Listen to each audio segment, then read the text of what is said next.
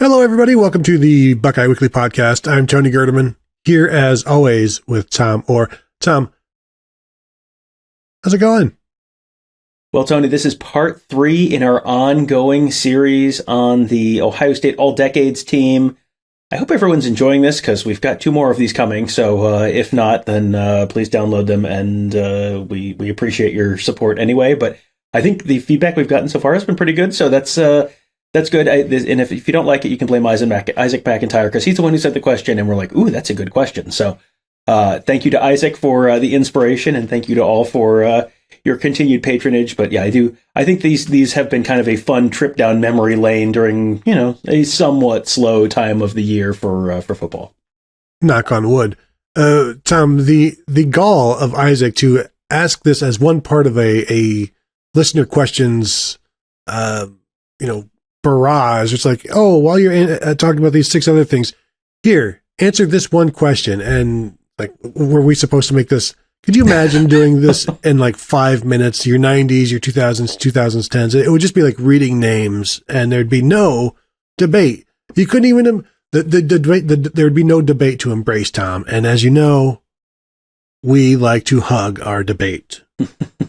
This is turned into like the Jerry Lewis telethon. We're already an hour and 10 minutes or so in, and we're only halfway through the question. So yeah, so we'll probably have another couple episodes for you of what again is hopefully fun and nostalgic. And I think we're now at the point where we're now today going to be talking about some players that feel like they literally just finished their Ohio State careers very, very recently, and so. Even if you were on the younger side and don't remember some of the guys we talked about in the 90s or whatever, this is going to be a show that has a little something for everyone, I think. The next show, I'm going to have my tie is going to be completely undone. I'm going to be like worn and haggard. But let's begin with the greatest decade in Ohio State quarterback history. You look at every single quarterback that has started for the Buckeyes in this decade, save for Joe Bauserman, has either been All Big Ten, a silver football winner, a national champion.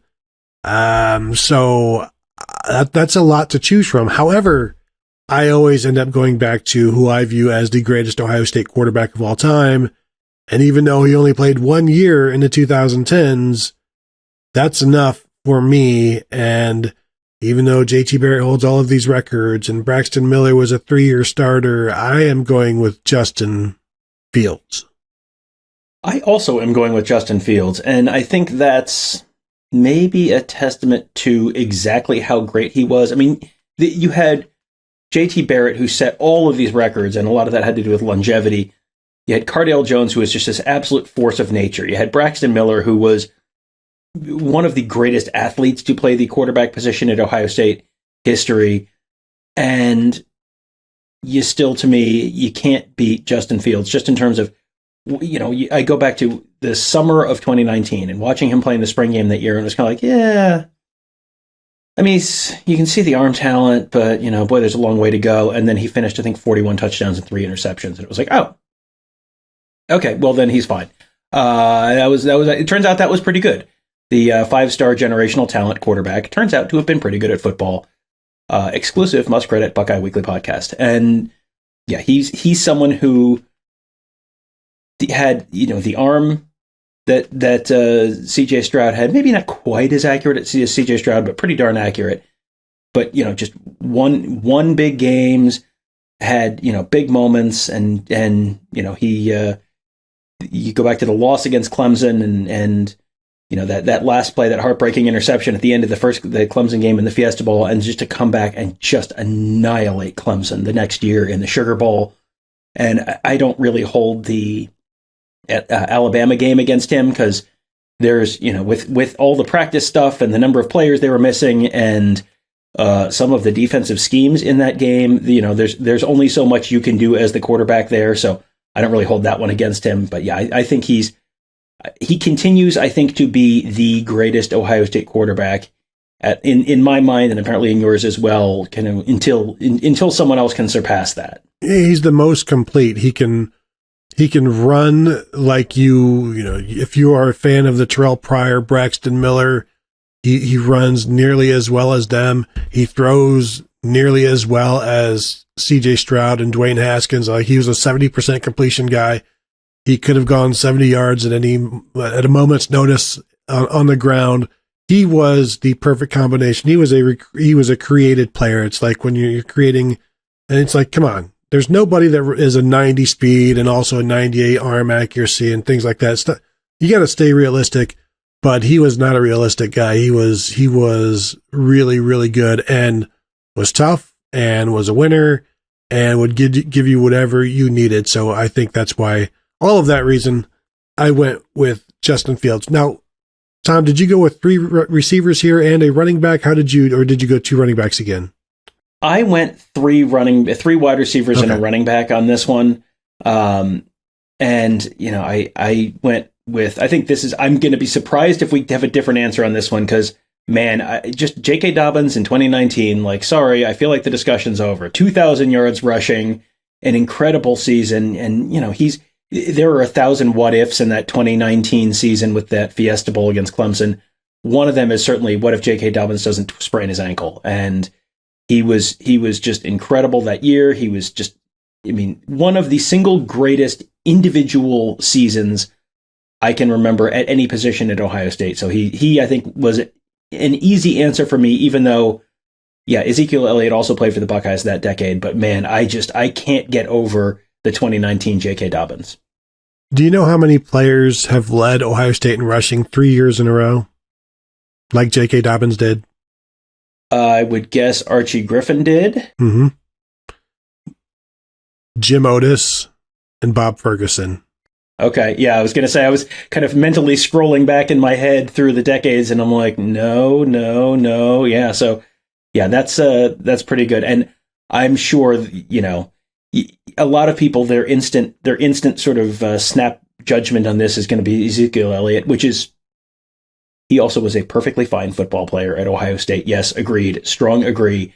And, much like you take J.K. Dobbins off the field for the Clemson game and the what if there, you take Ezekiel Elliott and he's banged up for that Michigan State game in 2015 and there's a what if there. But yeah, I think J.K. Dobbins is the guy to me, but I also don't know that I've ever seen as dominating a 3-game run for a tailback as Ezekiel Elliott against Wisconsin and Alabama and Oregon at the end of that season. So, I will allow a different answer if you'd like to take one. Well, and I went into this with J.K. Dobbins as my guy because, Ezekiel Elliott was really good in 2014, but he wasn't even all Big Ten. And then he blew up at the end in those 3 games. But then, he's got his 2015 season, even though the 2015 season is looked at as kind of a wasted season, he was really, really good that year, and the Michigan State game notwithstanding. But he's got 6 200-yard rushing games in his career. That's the most in Ohio State history. J.K. Dobbins has 2. Dobbins finished with a little, not quite 500 yards more rushing in his career, which is pretty impressive when you consider Ezekiel Elliott rushed for 300 yards as a true freshman and still is only 500 yards behind, but he had 2 back-to-back years of 1,800 yards rushing. His average is higher than Dobbins. I'm just scrolling through here. Do you know how many times Ezekiel Elliott's name appears in the Ohio State record book? And this could just be year-by-year leaders, just random mentions. I'm wondering, I haven't looked yet. I wonder how many more times or how many fewer times it is mentioned than Dobbins. So I'm going to do this right now on air, Tom. I can tell you that Ezekiel Elliott's name is mentioned 77 times in the Ohio State record book. I think that they count individual 100-yard games are listed out there in that record book. So I think that's, and so that might be half of those numbers or pushing close to half of those numbers. But yeah, he was a dominant player, and obviously the key to a national championship at one point. He had some help, but one of the iconic plays from that year in really each of the 2 playoff games that year, the 85-yard run against Alabama that really kind of sealed that game, and then the run where he's, bowled over the two Oregon defenders right at the goal line. Really, really iconic moments there. So, maybe, Tony, I think I'm changing my answer. I think I'd like to have 2 wide receivers and 2 running backs on this team. Probably. So in that 2015 season, Ezekiel Elliott, 12 100-yard rushing games. In J.K. Dobbins' 2019 season, he had 10. And like I said, I went into this as J.K. Dobbins is my answer, but then I just kept looking more and more, and like I feel like I'd be sliding Ezekiel Elliott. And again, he was the Sullivan Award winner in 2014, but he was never an All-American. I don't know that J.K. Dobbins was a first-team All-American. I didn't necessarily look at those, like when we tried to break it down earlier, like with all of the positions. Well, let's look at the All-Americans. I didn't do that with either of these guys, just because I saw them both and I remember them both quite clearly. But again, I'll just 77 times in the record book for Ezekiel Elliott, only 55 for J.K. Dobbins. I'm not even sure he should have been starting. Yeah, it's probably closer than my initial reaction was, but I will stick with J.K. Dobbins. But again, I think the top 2 running backs are better than the top 3 wide receivers. So, maybe Ezekiel Elliott should play wide receiver. What do you think? Yeah, and we've already spent over 10 minutes on this. And I will say, if there was no down 2018, like if Dobbins just has a regular 2018, like he's running away with this, I think. And again, I'm perfectly okay with that being the answer as well. Receivers, Tom, I think there are 2 answers here, and then a third, which I am going to go with, and you're not allowed to take Garrett Wilson because he was a true freshman, only had like 30 catches, but I am sneaking Chris Olave into my 3 wide receivers for his 2019 season, where he had 12 touchdown catches, over 800 yards receiving. Now that's sliding Paris Campbell because I went a slot situation. I went with Curtis Samuel over Paris Campbell. Okay, that's an interesting way to do it. I went with Michael Thomas, I went with Paris Campbell, and then I think you could include Curtis Samuel here. I think you could include Chris Olave here. Dane Sanzenbacher had a really good season at the very start of the decade. He at least was someone I thought about.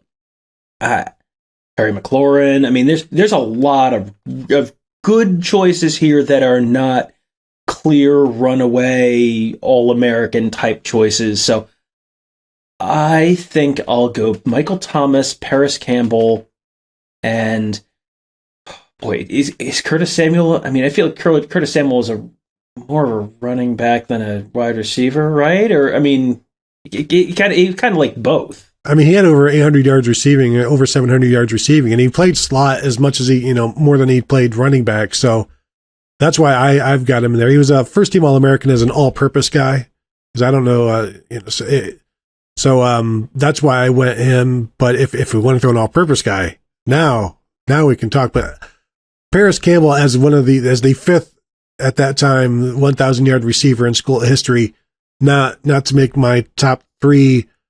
Feels a bit like a slight considering how dangerous he was, but I did go with an X, an H, and a Z, and I'm okay with that. But there's a lot of good guys that are not kind of underrepresented. Philly Brown led the Ohio State receiving 2 years in a row, not on this list. Devin Brown, I think, would be on that list too. Or Devin Smith. Sorry, yes. Yeah, Devin Smith. Not the current Ohio State quarterback, the former Ohio State wide receiver who just ran the 9 route and just scored touchdowns, and then they always won when he scored touchdowns. So, yeah, I think there are plenty of good choices in this mix. I'll go with Michael Thomas, Paris Campbell, Curtis Samuel. I think that's a good mixture of those of guys there. Tight end, boy, I think my answer here is Jeff Hireman. I thought about Jake Stoneburner. Marcus Baugh had some big moments, but I think Jeff Hireman's here is my answer for tight end. What about you? Yeah, I have Jeff Hireman and then followed by Nick Van Nett, and they played together. They were very similar, but Hireman was my answer there, and not just because of the clothes he wore, the shirts he would show up with at the hotel check-in days that would horrify Jerry Emig. But he was a solid, complete tight end, and I went with him. And Nick Van Nett was also very, very good. But those are my two guys. Yeah, and Hireman had some really, really big moments too. I always think of the Purdue game with Hireman, but yeah, he was part of some very, very, very big wins for Ohio State. One of the few tight ends at Ohio State with a 100-yard receiving game, I believe. Mm-hmm. All right, offensive line. Let's. You want to run through this real quick? Yeah. I mean, I think I've got Taylor Decker at tackle, Michael Jordan at guard, and I know he played center later in his career. But you start as a freshman, okay? Like you start as a true freshman. I think you've got to be on this team. Tony, don't make me choose between Mike Brewster and Billy Price. I don't want to choose between Mike Brewster and Billy Price. And I know you're saying, well, what about Pat Elflein? Oh, Tony, we need a right guard too. So Pat Elflein playing right guard, and I've got Jack Mewhart at right tackle. Your thoughts? I've got a lot of those names. I've got them in different positions because all of these guys moved around. Like Jack Mewhart played several positions, finished his career as an All-American at left tackle, I believe. So I had him at left tackle. Andrew Norwell at left guard. Pat Elflein was an All-American center for a year. Billy Price was an All-American right guard for a year.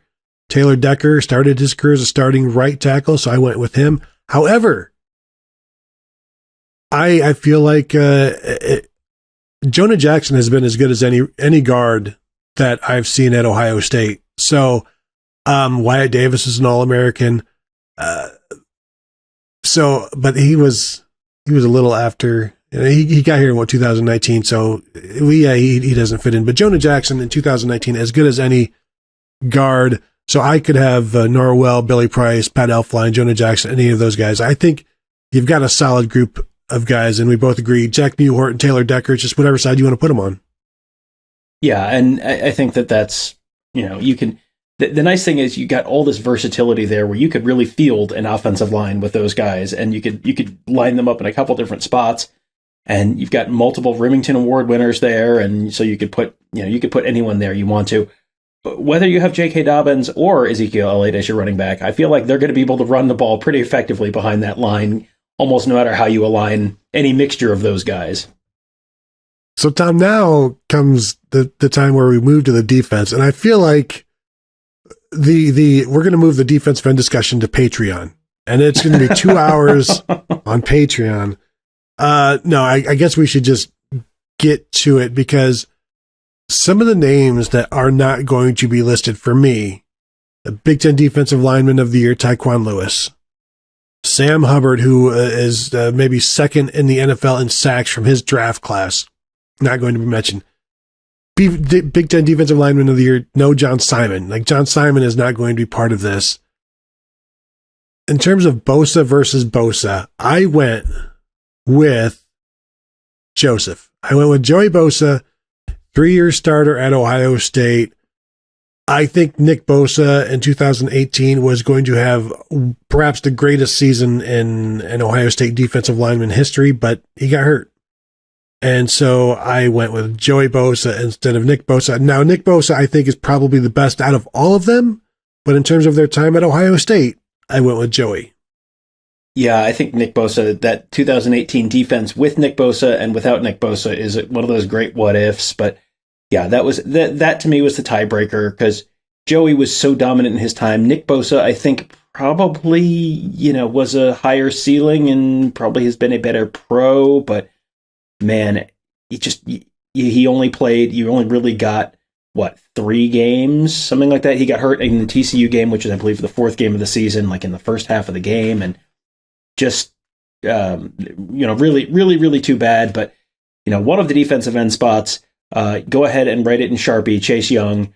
No one should disagree with that. And then the other spot is, I had Nick Bosa there.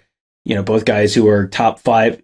Sorry, Joey Bosa there, and Nick Bosa. These are all top 5 NFL draft picks. These are incredible athletes, guys who were incredible impact players at Ohio State, and who, since they've left, everyone's going, well, why don't they have one of those guys? It's like, no, they don't. Those don't come around very often. That's why they're so special. That's why they're top 5 NFL draft picks.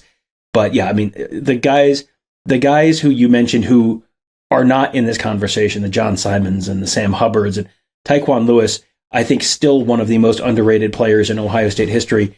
We put together a, top 100 players of the Ozone era list a few years ago, and I had him way too low. Like, he was underappreciated by me. Even as I'm like covering the team, I was like, we put the list together, and I'm like, I had him like 30 spots too low at least. He just was incredibly dominant, but didn't get the headlines that the Bosa's didn't get the attention that the Bosa's necessarily did, but an absolutely incredible player. But yeah, I think to me, it's got to be Joey Bosa and Chase Young, but this is one of the most competitive. This is a position where this is going to be maybe almost as competitive as the 2020s, all Ohio State 2020s team when we do that in 2037 or something like that at the wide receiver position. Just an absolute murderer's row of defensive ends. Cam Hayward, 2010 defensive end. And imagine if Noah Spence had been able to stay at Ohio State, where he would be on this list. Defensive tackle, I think there are 4 All-Americans on at defensive tackle in the 2010s, and my number 1 and my number 2, I went with Jonathan Hankins and Draymond Jones. And Draymond Jones is one of the best 3-techs, most disruptive, most active, most productive guys. I still remember one of my favorite stats from him as a redshirt freshman in Big Ten play. I think had one more tackle than Jabril Peppers in Big Ten play. And Jabril Peppers was a Heisman finalist and an All-American Big Ten Defensive Player of the Year. That's how active he was, Draymond Jones. And Big Hank was, obviously too fat and slow to play at Michigan. We know that was the story back then, but Ohio State was like, you know what, we'll take you. And that dude was still playing in the NFL this past season. It's insane. Yeah, and Hankins is a great one. I had Hankins on my team as well. Draymond Jones is a really good choice because he was, you talked about how athletic, how active he was. He had an interception, that same TCU game where Nick Bosa got hurt. Draymond Jones had an interception, just like picked off, I think, a shovel pass and ran it back for a pick six. I think he had another interception for a touchdown. He scored another touchdown at some point too. Was it Michigan State? I don't remember, but he had, he was someone who made big plays, was just really impactful on the inside of that defensive line.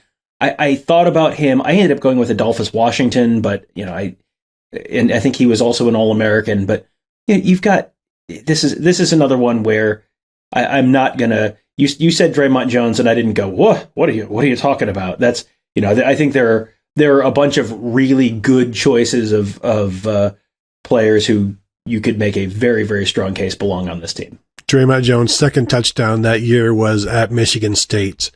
Mm-hmm. He finished tied with Tate Martell that year in scoring with 12 points that season, also tied with Rashad Berry.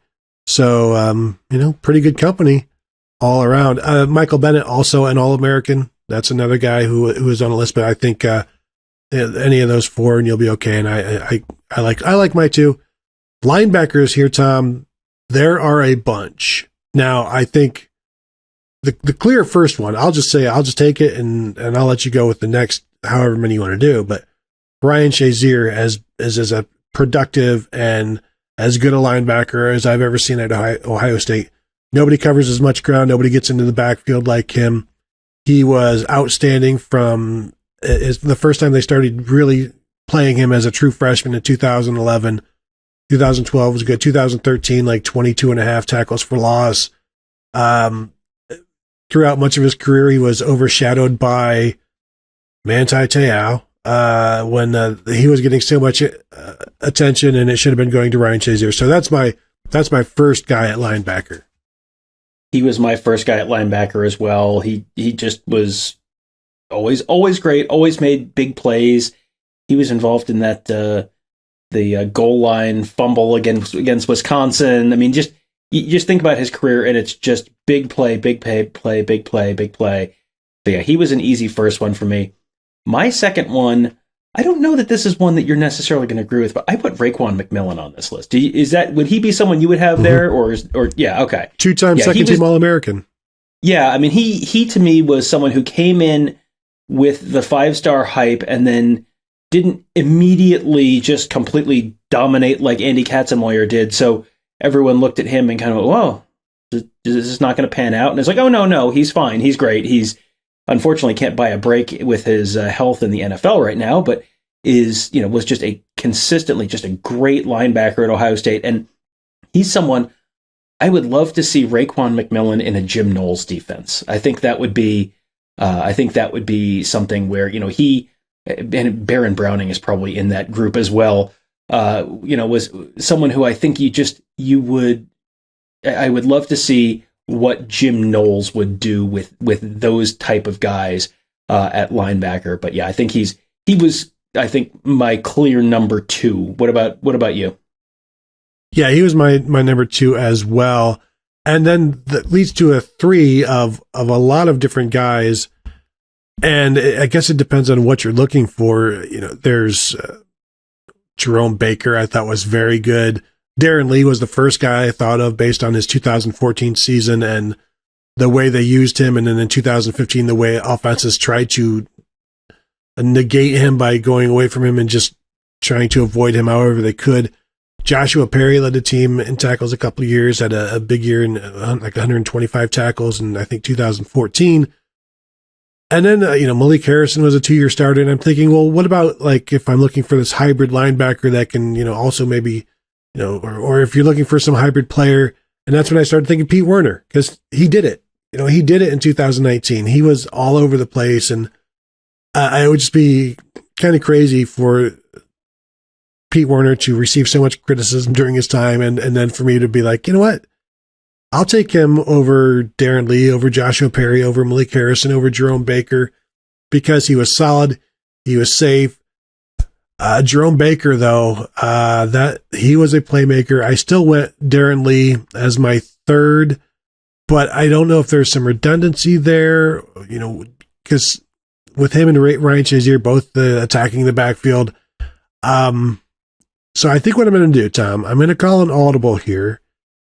And I'm going to go with Pete Werner, even though I see Jerome Baker sitting there and thinking, man, he could have done whatever you needed as well. But I'm going to go Pete Werner because it's testimony instead of theory. We've seen him play as a weak sider. We've seen him play as a Sam. We saw him play as a bullet. I'm going Pete Werner as my 3rd, and I'm a little surprised by that. That's not someone that I had. I put Malik Harrison just because I feel like Malik Harrison is just chronically underappreciated. I saw him at the spring game, and it was like I looked at him and I was like, I don't know how many Ohio State fans would look at him and go, oh, there's Malik Harrison, one of the best linebackers to play at Ohio State in the last decade. But I think he was not the super highly touted recruit, but he was just always in the right place, always doing the right thing. I liked him a lot. Werner's a great choice because Werner was someone who every once in a while you'd see him running with a receiver like 30 yards downfield, and it's like, what are you? But they would just every once in a while they would just drop him to deep safety, and you just disguise coverage with that, and that's something that most linebackers cannot do, and he did a pretty darn good job of it. And so yeah, I think he's a great choice as well. I mean, you want to put Darren Lee in the spot, that's fine. You want to put Jerome Baker in the spot, that's fine. I'm not going to fight you on any of those. I have always, if we did the all-time underappreciated Ohio State players, I think Malik Harrison might go on that list for me. Yeah, and he was just very solid, and you never had to worry about him. So now I think let's go to corner, because I think we're probably going to have some differences here. I'm going to go with my 2 corners because I think they had 2 of the best seasons in Ohio State history. I went with Denzel Ward and Marshawn Lattimore. Marshawn Lattimore's 2016 is still, he toyed with quarterbacks. He toyed with receivers. Denzel Ward was just constantly solid. And so I went with those 2, and I realized one name I'm leaving off and another name, Bradley Roby and Chimbi Chekwa. Like, I understand. I am going with Denzel Ward and Marshawn Lattimore, and I'm feeling fantastic about it. Yeah, I don't have an argument against those guys other than the fact that you didn't say Jeff Okudah's name. So that's, I think he was the obvious one that you were not naming, but was sort of the obvious other person to have in that conversation. So yeah, I went with Jeff Okudah and Denzel Ward and not Marshawn Lattimore, but Marshawn Lattimore was, an incredibly dominant player. Did he have 2 pick sixes in one game? Am I remembering that right? There's 2 pick sixes it's against Tulsa, right? Yeah. an incredible corner. And all these guys we're talking about were, first round picks. And, Chimdi Checo, who was like the fifth name you mentioned, was an All-American. I mean, this is one of these just really loaded units where you can make an argument for a whole bunch of different guys. I went with Ward and Okuda, but, again, like let's put this as a nickel, and we'll put Marshawn Lattimore out there as our slot corner, and then we'll be set. Mm-hmm. 2 interceptions against Tulsa. Only one of those was returned for a touchdown, though. Moving to safety, this one is very clear for me. You've got 2 All-Americans. I think they would do fantastically well together. Von Bell up on near the line of scrimmage. Kerry Combs used to call him a slot corner back then as the free safety who played over the slot, and Malik Hooker as the deep safety, the post safety. I think those 2 guys would go fantastically well together, both All-Americans. And you give me those 2 and any of these cornerbacks that we're talking about, and any of the Bosas and Chase Young. I don't need linebackers. Yeah, this is going to be the first defense ever to play a 6-0-5. But I think they might be pretty effective if they did that. No notes. I think we're agreed on the safeties. Let's just move on to the special teams. Now, give me your kicker, because I have 4 listed. Yeah, well, it was like I looked through the most accurate career field goal kickers at Ohio State, and it was like basically the entire decade of the 2010s. So I kind of went, all right, I'll go with Blake Hallbeal just because 28 of 35 field goals in his career. I think Drew Basil's a perfectly acceptable answer here. I mean, you've got a bunch of guys who I think were really good, but Hallbeal I went with just because he was, I always think of like that 2019 Northwestern game where they hustle him on and he kicks a 52-yarder right at halftime. Like he was rated as the number 1 kicker in his class coming out of like Buffalo, New York, or the upstate New York, and just was always just very good, very solid, very consistent. And if you want to give me someone else, I'm not going to have a strong objection, because they have really been fortunate to have pretty strong, consistent kicking basically the whole decade of the 2010s. Yeah, and it was weird because there would be some random single year guys like Tyler Durbin, Devin Barclay, like Jack Willoughby comes in, but Blake Hallbeal was, I think, pretty solid. Sean Nurenberger was around for a long time, but lost his job a couple of times, so I'm perfectly okay with Blake Hallbeal. Cam Johnston is the answer as your punter. Is that correct, Tom? He is Australian, and he was he was the start. He was the Pied Piper of Australia. Yeah, I mean, he has the stats, he has the continent, he has everything you'd want in a punter. So yeah, I think that was. I mean, again, this is a spot where Ohio State has been pretty solid for pretty much that whole decade. But yeah, Cam Johnson to me was kind of the gold standard there. The Pied Punter, if you will. Hey. Now moving to kick returner. This is. Can I go first?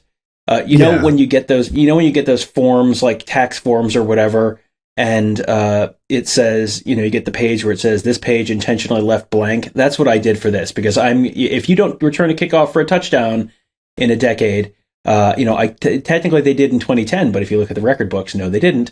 I think sorry, I am under protest. You don't get a kick returner on this team. Sorry. Now I will say, Paris Campbell deserves some mention here. I just wasn't sure if I was going to ask you, but since I already know the answer, it's like I put Paris Campbell, but since Jordan Hall had a touchdown in the decade, does it have to be him? And he was a solid returner aside just from that touchdown, but you're saying no kickoff returners at all. So I'm okay with that. That's not the case at punt return, where I'm going with Philly Brown, who had 2 in one season in, I think, 2012, and was pretty solid throughout his days. Now, Jalen Marshall was really good, but terrified Ohio State fans because of how aggressive he would be running up to the football. Yeah, I went with Jalen Marshall just because he was the most memorable punt returner of the decade, where, Philly Brown was great, but man, Jalen Marshall, I remember just constantly just the Jalen Marshall punt return roller coaster where it was just no, yes, okay, good, yeah, good, or No. Yes. No, don't do that. No, don't do that. No. Yeah, it was exciting. It was memorable. He basically single-handedly won the 2014 Indiana game. He scored 4 touchdowns, I think, in the fourth quarter, including a punt return, the last punt return for a touchdown for Ohio State. So, yeah, I went with him, but Philly Brown's a great choice, too. The way he would attack the punt returns reminds me of, do you remember the Jack Handy where he goes, the deep thought by Jack Handy was, I think a great gift for the president would be a chocolate gun, and when you give it to him, you should run at him with it. That was that was him. Like every time he'd be like running at it with a chocolate gun, and you got the Secret Service and everybody like, oh no, take him down. Something bad is going to happen. That was, and I remember and Zach Smith saying they loved his aggressiveness. That's why he was back there, because he wasn't going to let it bounce 30 yards. So that's why they liked him there. And, he had a couple of muffs, who among us, right? So I think I'm okay with that one. But, Philly Brown, also a good one. Chris Fields had a punt return touchdown against Toledo, I believe, in 2010-ish, 11-ish, whatever that was. Maybe it was 2000. I don't know. Tom, we have done it. We have made it through the 2010s. And I feel pretty good about it. I think this is a very, very, very quality team. Some really unbelievable talent on this team. So I want to thank everybody for tuning in. Hopefully you've enjoyed this series. If you've got any disagreements, feel free to let Tom know. Find us at thebuckeyehuddle.com. Become a member. Say hello to us there on the message board. Tell us where we were wrong. Tell us that, no, it's Nick Bosa or it's Tough Borland. If you fight for your guys, fight for your guys. And of course, you can do so in the YouTube comments as well. While you're there, go ahead and hit the like button. And any kind of rating and reviewing you want to do, 5 stars only, though. Just that's the rule. I want to thank you all for joining us, and we'll talk to you guys later.